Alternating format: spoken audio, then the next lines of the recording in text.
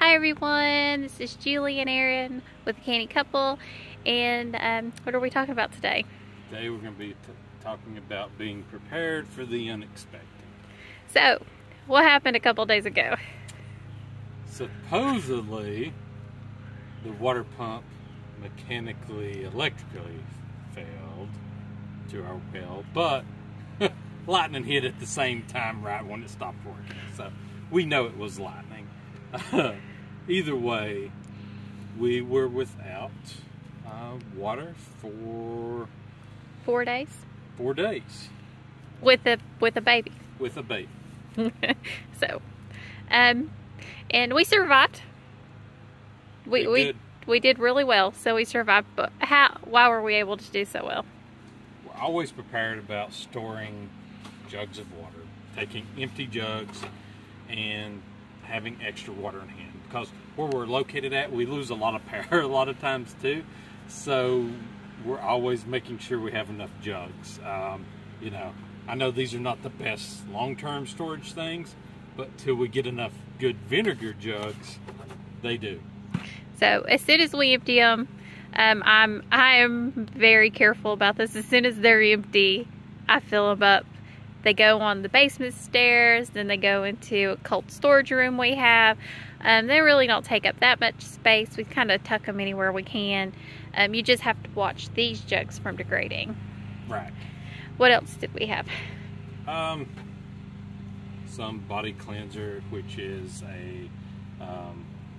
it's waterless. A waterless soap. So, you know, great to wash hands off with after using the restroom, or, you know, before eating, anything like that. So, another good thing. And, of course, always Clorox wipes on anything that you need. Always good to have around to disinfect anything. You know, I mean, we had other things right here, as you can see. These are our water barrels as well. So, I mean, any way you can store extra water is always a plus. Like for us, I think these, they're probably about 50 gallons a piece, so 200 gallons of water here we had on hand as well, if we needed it for other options. I know it's not the cleanest, but we do have purification methods if we needed it, and, you know, easily flush a toilet with this. So what did we use this for? To water our animals on the homestead. Right. And we also have access to a spring, so yeah, about 20 minutes. It's 30 minutes. There's a good beside the road one that a lot of people go to get water. It rained right after it. I wouldn't have drank out of it that day. It was a little the injury had probably been okay, but you know, hey, fill up some of our empty jugs during that time, and make sure that we had enough to, you know, flush the toilets.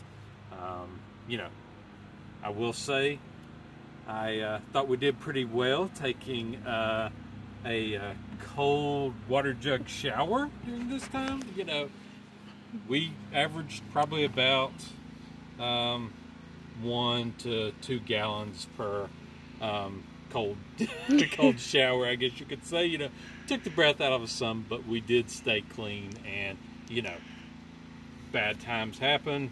Always good preparedness things is to have as much water on hand as you can. You know, everybody talks about, oh, well, make sure you have it before a bad storm comes. Well, you need it those other times too for the unexpected, because you don't know when something out of the blue is going to happen that will you know, not have that necessity on hand. And there was no way we could have actually have done this on our own. Our well is at minimum 300 feet, and it wasn't 300 feet of water line. It's 300 feet of piping in 20-foot sections. Yeah. And the pump was, what, 100 pounds? Maybe 75. Maybe 7,500. It was it's heavy. It's heavier than I expected it to be. So it would have been impossible for, you know, a couple of good old boys to go up there and pull that thing up. Yeah, yeah. So you have to call people in sometimes. Yeah. Like in our case, we had to. And we were lucky because we were fortunate we got a lot of rain. But it about made it impossible possible for them to get to the well.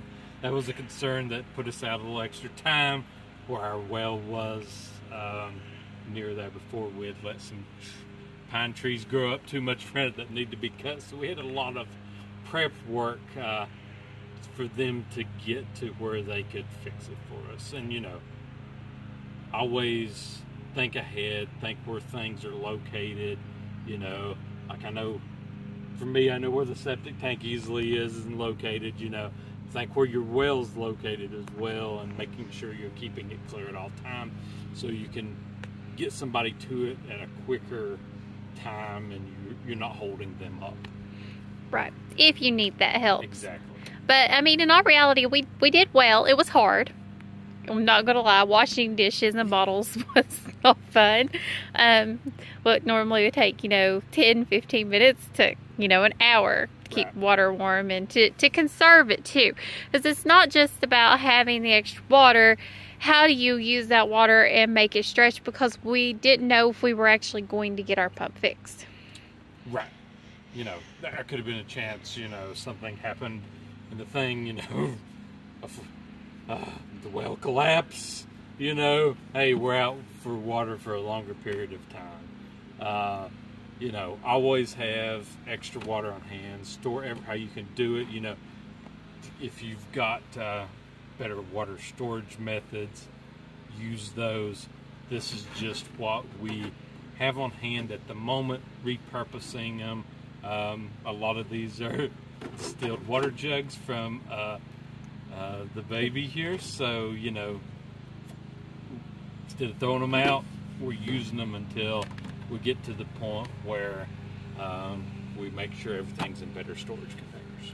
In our situation, we had probably 40 gallons 40 gallons on hand at all time, probably 40 gallons, which is that seems like a lot of water, but when you're using 2 gallons for every flush of the toilet, exactly, that water goes really fast. Exactly. So you really have to think, how do I make this water last as long as possible while also being extremely careful in having it. You want to stretch what you have because you don't know how long it is, but you also want to make sure you're staying hydrated and you can still function as much as possible, because water is it's essential. You have to have it. Exactly.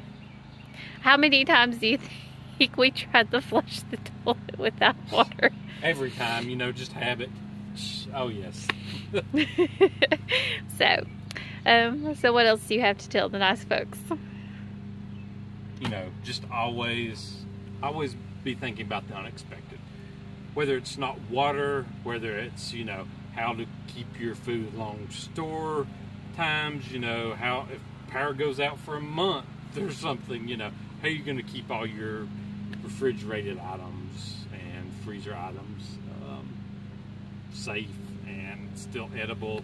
I always think about what could go wrong and how you can minimize the impacts of it.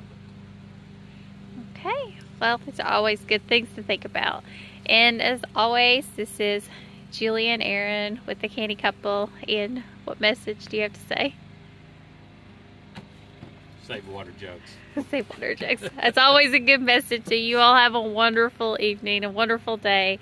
And I always mess this up, so you say the next part. Please subscribe to us on YouTube and like this video. We'd really appreciate it. And you can also find us on Instagram and Facebook as well. Everybody have a great day. Bye.